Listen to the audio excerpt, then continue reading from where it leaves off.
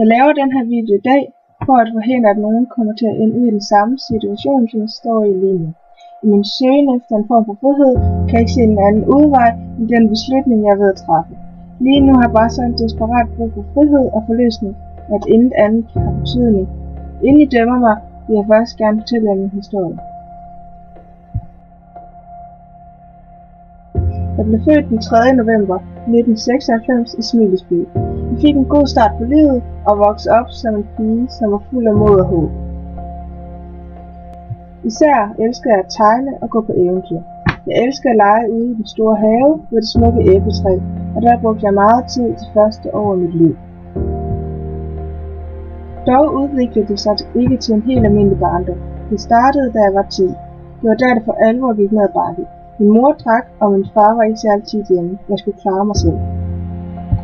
Da jeg blev ældre, skulle jeg også passe mine mindre søskende, da mine forældre ikke gav tid til dem. Mine problemer derhjemme gjorde det svært for mig i skolen. Jeg kom bagud, og til sidst blev det hele bare for meget for mig. Jeg kunne ikke koncentrere mig, og endte med at få dårligere og dårligere karakterer. Dagene begyndte at se mere og mere sorte ud. Det føltes som om jeg levede et konstant uvejr. Efter en længere periode, hvor jeg næsten ingenting spiste, opdagede mine forældre min anderledes opførsel. Jeg var blevet sædvanligt tynd af mine nye spisevaner. Og jeg følte mig også hele tiden udmattet, og magtede aldrig noget.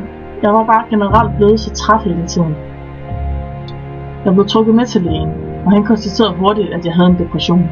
Det kom egentlig ikke som en overraskelse for mig. Jeg vidste godt, at det var galt, men hvad skulle jeg gøre? Jeg blev taget ud af skolen, da mine lærere mente, at det var det bedste for mig. Jeg kunne ikke længere klare en normal hverdag, i hvert fald ikke i skolen.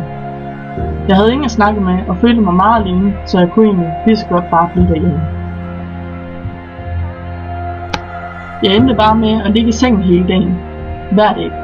Jeg havde fuldstændig mistet glæden ved livet. Intet i mit liv gav overhovedet nogen mening længere. Jeg anede ikke længere, hvad jeg skulle gøre. Men så en dag fik min alkoholiserede mor den geniale idé, at jeg skulle gå til psykiater, fordi det ville jo helt klart hjælpe på mine problemer. Men det kan jeg så fortælle, at det gjorde det ikke. Tværtimod, det gjorde min situation meget værre. Det var også her, jeg blev præsenteret for pillerne, som senere skulle vise sig at blive mit største problem. Da jeg begyndte at tage pillerne, kunne jeg endelig sove godt om natten. Pillerne gav mig en form for tryghed og ro, så det var vel egentlig ikke så mærkeligt, at jeg hurtigt blev afhængig. Endelig havde jeg fundet noget i mit liv, som jeg havde kontrol over. Med så meget kaos i mit liv, fik pillerne min redning. Det gav mig en følelse af frihed. En frihed, jeg har manglet i min så skrøbelige liv.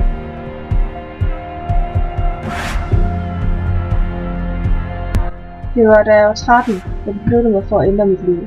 Det var ikke det, jeg ikke havde forsøgt. Alle diverse former for piller, utallige lægebesøg, desperat forsøg på at få venner, og til sidst forsøg på at få min gamle tegneserie tilbage. Men intet hjalp mig på min depression.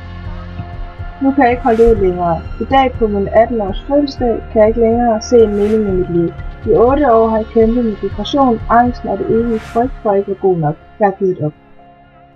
Jeg kan ikke engang finde en måde, hvorpå jeg kan skabe en tilværelse, hvor jeg kan holde ud at være sammen med mig selv.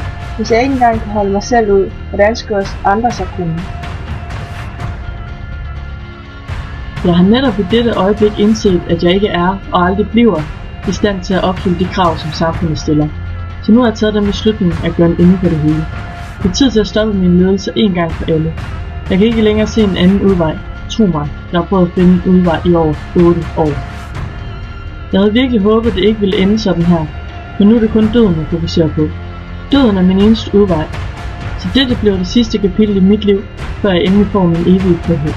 Jeg håber virkelig, at der er andre derude, som finder en bedre måde at komme ud af depressionen på, nu når jeg ikke selv var i stand til det.